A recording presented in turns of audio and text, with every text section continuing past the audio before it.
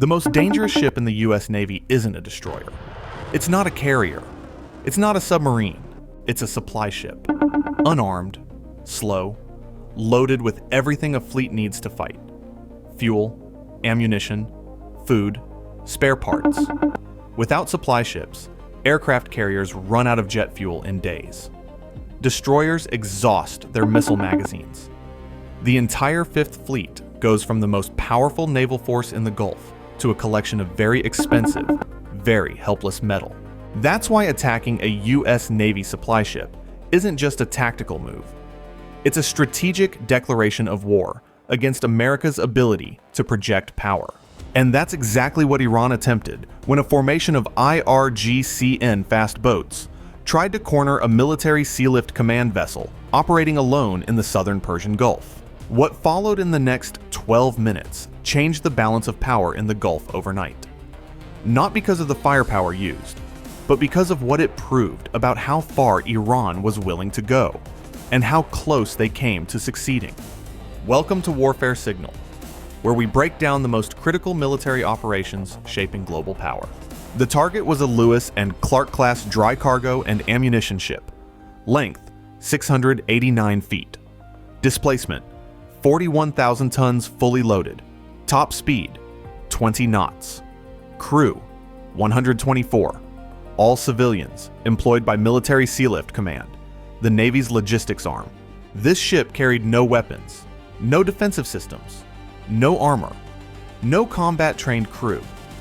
It had a basic navigation radar, commercial radio equipment, and a surface search system designed for collision avoidance, not threat detection. What it carried in its holds was the critical variable: palletized ammunition for the Fifth Fleet's surface combatants, SM-2 Standard missiles, evolved Sea Sparrow missiles, 5-inch gun rounds, 25mm chain gun ammunition, Mark 54 torpedoes, thousands of tons of ordnance, stacked and secured in climate-controlled magazines below decks. If an anti-ship missile, or even concentrated machine gun fire, penetrated one of those magazines, the resulting detonation would be measured in kilotons. Not nuclear, but catastrophic. The ship would not burn. It would cease to exist, and everything within a half-mile radius would be inside the blast zone. The ship was transiting from Jebel Ali port in the UAE to a rendezvous point south of Bahrain, where it would conduct an underway replenishment, transferring ammunition to 2 waiting destroyers. The route was planned by 5th Fleet Logistics Command and followed standard commercial shipping lanes through the southern Gulf. Under normal conditions, a supply ship on this route would be assigned an escort, a patrol ship, a helicopter overhead, something with teeth. But on this particular day, the escort, a Cyclone-class patrol ship, had been diverted 12 hours earlier to respond to a suspicious vessel contact near the Strait of Hormuz. The diversion was expected to last 8 hours. It lasted 16. The supply ship was transiting unescorted, a temporary vulnerability. One the crew was briefed on, one that 5th Fleet accepted as low risk based on the intelligence assessment for the southern Gulf. No significant IRGCN activity detected south of latitude 27 degrees north in the preceding 72 hours. That assessment was based on data that was 14 hours old. At 0834 hours local time, the ship's bridge watch detected a contact on the navigation radar. One vessel, bearing 075, range 8 nautical miles, speed 12 knots, heading generally southwest, profile consistent with a fishing trawler or coastal merchant. The watch officer logged the contact and continued monitoring. A single, slow-moving vessel at 8 miles was not a threat. At 0839, 5 more contacts appeared. Same bearing, emerging from behind the first vessel, which had apparently masked them from radar during the initial detection. Speed, 12 knots. Heading, converging on the supply ship's projected track. 6 total contacts. Single bearing, moving to intercept. The watch officer escalated. The ship's master, a veteran merchant mariner with 30 years of experience, including 8 in Gulf operations, was called to the bridge. At 0842, the contacts accelerated. from 12 knots to 35, then 40, then beyond 45. All 6 boats, simultaneously, bearing directly at the supply ship. The master didn't need military training to recognize what was happening. He'd been briefed on IRGCN swarm tactics before every Gulf transit. 6 fast boats accelerating in formation on an intercept course. He ordered 3 things simultaneously. First, distress signal. A marine emergency protocol broadcast on the International Maritime Distress Frequency and on 5th Fleet's secure channel. The message was clear. This is U.S. naval ship designation. Position, coordinates. Under approach by 6 hostile fast craft. Request immediate military assistance. No defensive capability aboard. Second, course change, hard to port. Maximum speed, which for a 41,000-ton ammunition ship at sea, was a painfully slow 20 knots. The ship's turning radius at that speed was measured in nautical miles, not meters. Evasion in the conventional sense was impossible. Third, he ordered all crew below decks. Every civilian mariner was to move to interior spaces, away from exposed areas. The bridge crew donned helmets and flak jackets, standard issue for Gulf transits. But against 14.5mm machine gun rounds, flak jackets offer minimal protection. At 0844, the first distress signal reached 5th Fleet headquarters in Bahrain. The duty officer immediately cross-referenced the supply ship's position against available military assets. The nearest combatant was the USS Kearney, an Arleigh Burke-class destroyer, operating 32 nautical miles to the northwest. Too far for direct engagement, but within helicopter range. The Kearney's SH-60B Seahawk could reach the supply ship in approximately 12 minutes.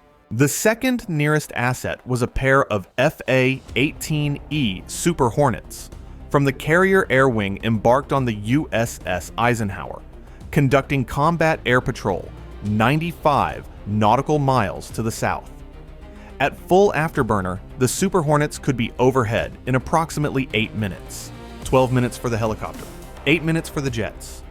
The supply ship had neither weapons nor armor. It was alone. They were boxing in a 689-foot ship with no weapons and no way to fight back.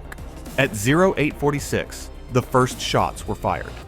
Machine gun rounds from 2 boats simultaneously. The bursts struck the supply ship's superstructure, the bridge area, the funnel, and the aft deck housing. Windows on the port bridge wing shattered. A fire erupted in an external storage locker on the main deck. The master ordered the bridge crew to the deck. They continued steering from a prone position, using the emergency steering station below the main bridge level. Rounds continued impacting the ship. The crack of 14.5mm bullets hitting steel echoed through the vessel. The crew below decks could hear it, a continuous hammering that sounded, according to one mariner's later statement, like someone was beating the ship with 1,000 hammers. At 0847, one of the starboard boats closed to within 300 meters and fired a sustained burst directly at the ship's waterline. This was not harassment. This was an attempt to penetrate the hull below the waterline, to flood compartments, slow the ship further, and potentially reach the ammunition magazines 2 decks below. The round struck the hull plating. The Lewis and Clark class is built with commercial-grade steel, not naval armor. At 300 meters, 14.5mm armor-piercing rounds can penetrate 20 millimeters of mild steel. The hull plating is approximately 15 millimeters. Rounds penetrated the outer hull in at least 3 locations along the waterline. Seawater began entering a forward ballast compartment. Not catastrophic, the compartment was non-essential. But the penetration proved the vulnerability was real. At 0849, the master made a decision that would later be described as the single most important act of the entire engagement. He ordered the ship's fire main activated and directed high-pressure water hoses over the side, not to fight fires, but to create a wall of spray that reduced visibility for the attacking boats.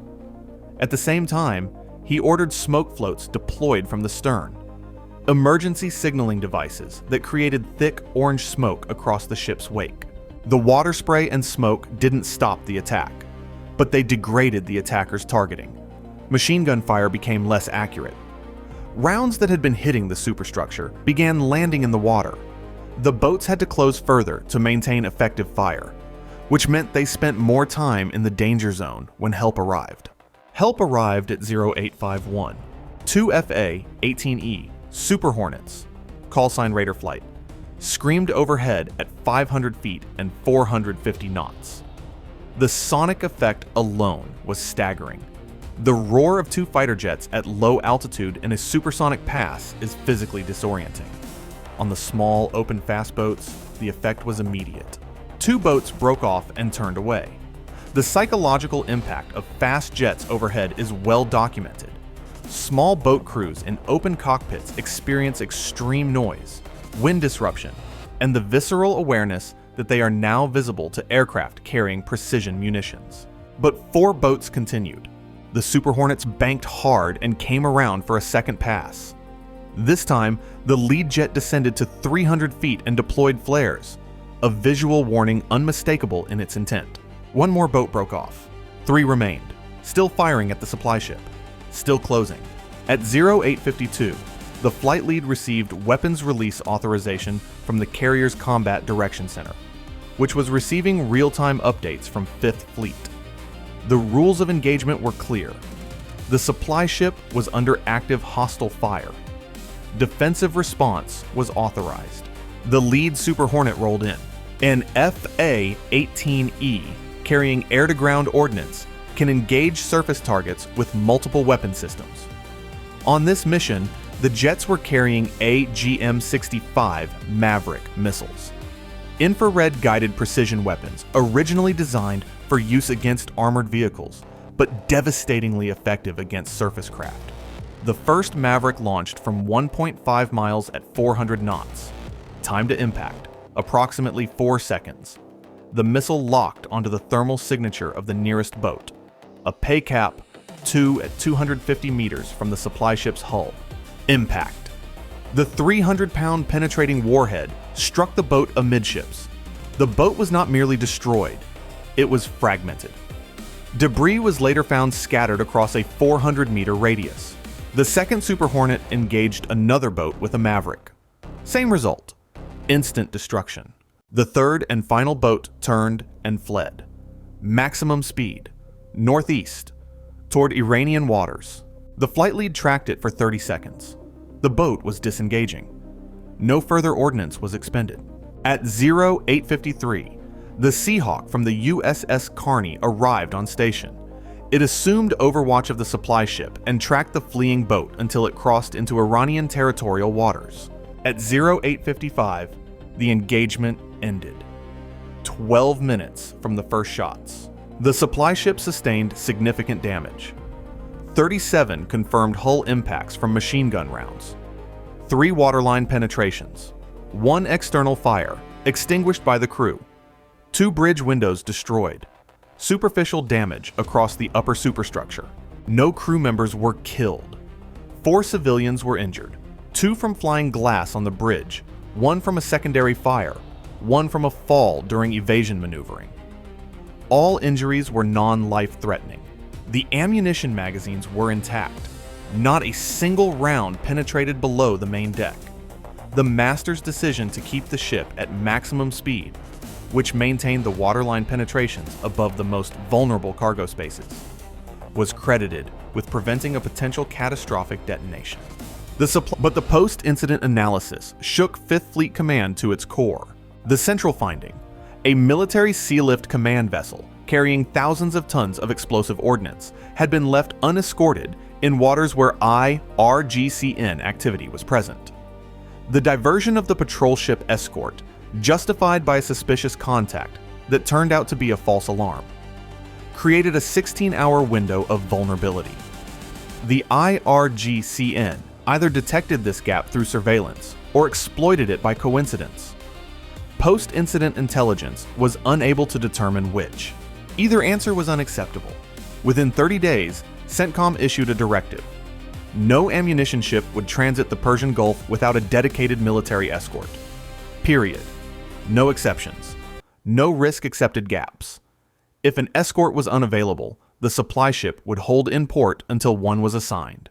The second finding concerned the supply ship's total lack of defensive capability.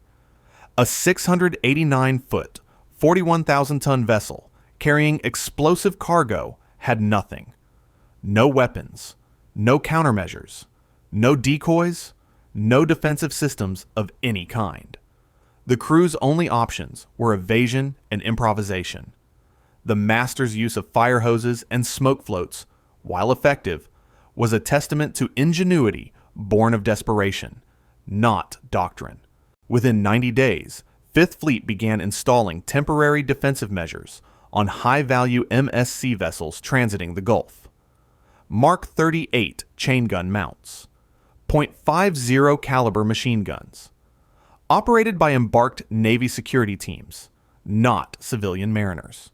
The program was classified and not publicly acknowledged. Iran's response followed the familiar script. State media denounced American naval aggression. The IRGCN claimed its boats were conducting routine maritime patrol and were fired upon without provocation. Satellite imagery confirmed the engagement occurred in international waters, 22 nautical miles from the nearest Iranian territorial claim. But the leaked aftermath within Iran told a different story.